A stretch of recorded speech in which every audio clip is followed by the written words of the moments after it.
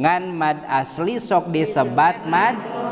tobi'i pangna disebat tobi'i sabab ngagaduhan watak anu salamet tina dikurangan sareng ditambahan tina ukuran dua harkat. Atuh lamun kitu mamad tobi'i teh panjangna dua harkat kulantaran mad tobi'i dua harkat atuh mad asli ge dua harkat sabab mad asli katelahna mad tobi'i ceuk saha eta teh ngasareng qaidahna wal maddu asliyun wa far'iyun lahu wa sami awalan tabi'iyan wa hu mate aya asli aya far'ina mad asli tabi'i eta katelahna mana nu jadi qaidah mad asli tabi'i eta katelahna ngan pedah lamun teu maditaros qaidah mad asli atawa mad tabi'i maka waleranana teh malata waqufun lahu ala sabab wala bidunihil hurufut tujtalab kana sabab mad asli tengah dagoan kana sadayana huruf tenarikan harfin ghairu hamsin au sukun min ba'di maddin fatabi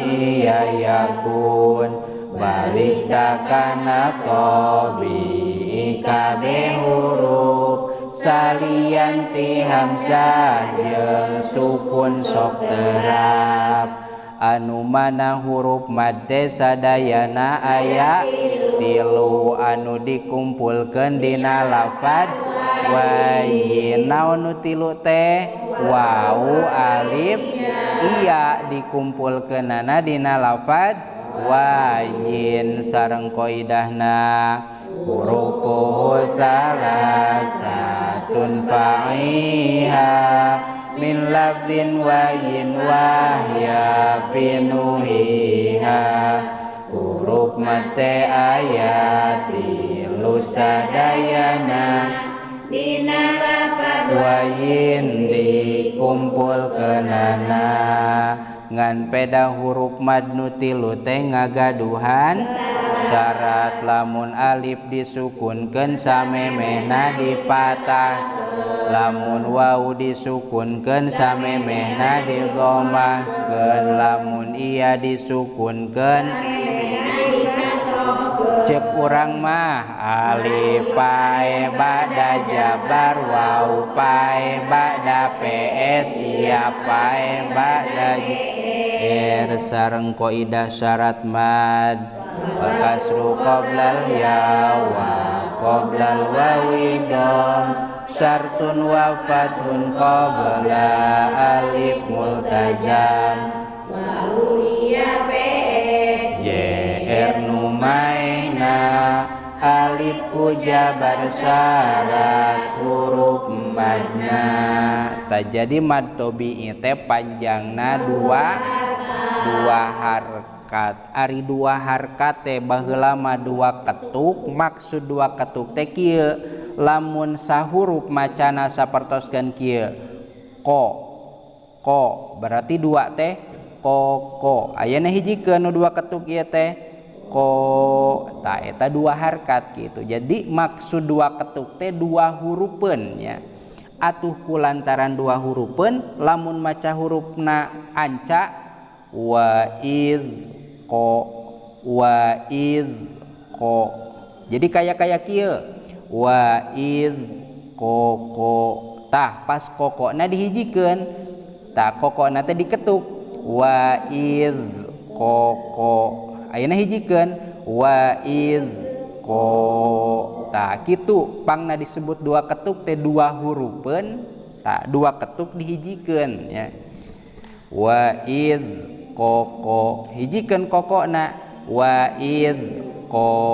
tabari ngetuk nya keur ngabuktikeun bahwa dua harkat teh dua ketuk gitu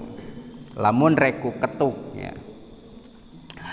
wa iz qala Musa dinamu sareng sa sami eta oge mad naon mad asli atawa mad tabi'i li qaumihi wa sukun samemehna dipatahkeun atuh wau teh janten naon harap lin atawa huruf lin ya ulah atawa madlin ya harap lin atawa huruf lin sanes madlin sanes huruf lin huruf lin ya anu mana naon lin teh naon hartosna lin teh leuleus maksud leuleus teh kumaha teu aya kahesean kana leta kou tak keur nyebut kowu dina una si letah teh cicing teh digawekeun kitu nya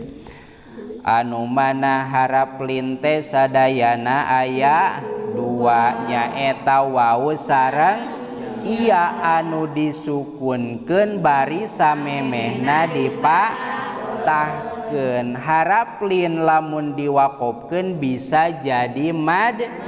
lin dengan syarat lamun sabada harap lin teh kapayuna aya sabaraha huruf sahuruf bari di barisan ari di dieu sabada harap lin sabaraha huruf aya dua huruf atuh sanajan diwaqofkeun ieu mah moal jadi mad lin diwasolkeun li qaumihi ya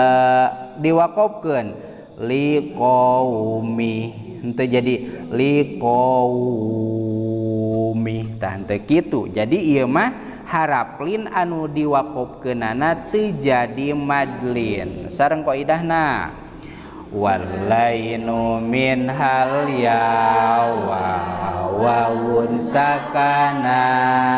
inin fitahun qabla kulli amkana ayat dua sadayana wau iya lamun jabar numaihna